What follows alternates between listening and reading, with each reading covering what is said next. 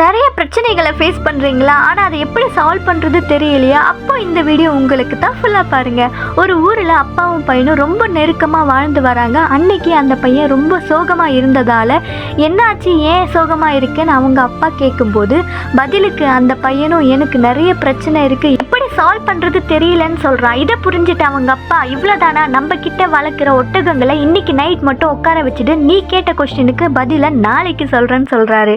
இதை கேட்ட அந்த பையனும் அன்னைக்கு நைட் ஒட்டகத்தை உட்கார வைக்கிறான். மறுநாள் காலையில அவங்க அப்பா பையனை பார்த்து உன் அனுபவம் எப்படி இருந்துச்சுன்னு கேட்கும்போது பதிலுக்கு பையன் சொல்ற, ரொம்ப மோசமா இருந்துச்சு. சில ஒட்டகங்கள் அதுவா உட்காந்துச்சு, சில ஒட்டகங்கள் ரொம்ப முயற்சி பண்ணி தான் உட்கார வச்சேன், ஆனா சில ஒட்டகங்கள் என் பேச்சையே கேட்காம அதுக்கா எப்போ தோணுச்சோ அப்பதான் உட்காந்துச்சு. பதிலுக்கு அவங்க அப்பா சொன்னது என்ன தெரியுமா? நீ உன் லைஃப்ல ஃபேஸ் பண்ணக்கூடிய ப்ராப்ளம்ஸும் இது மாதிரி தான். சில பிரச்சனைகள் அதுவா சால்வ் ஆகும், சில பிரச்சனைகள் கொஞ்சம் முயற்சி பண்ணி தான் சால்வ் பண்ணணும், சில பிரச்சனைகளை பொறுமையாக இருந்து தான் சால்வ் பண்ணணும், ஆனால் எல்லா பிரச்சனைக்கும் தீர்வு கண்டிப்பாக இருக்கும் சொன்னாராம். அண்ட் இந்த ஸ்டோரியை அடிக்கடி பிரச்சனைகளாக ஃபேஸ் பண்ணுற உங்கள் ஃப்ரெண்ட்ஸ்க்கும் ஷேர் பண்ணுங்கள், அவங்களும் தெரிஞ்சுப்பாங்க. சும்மா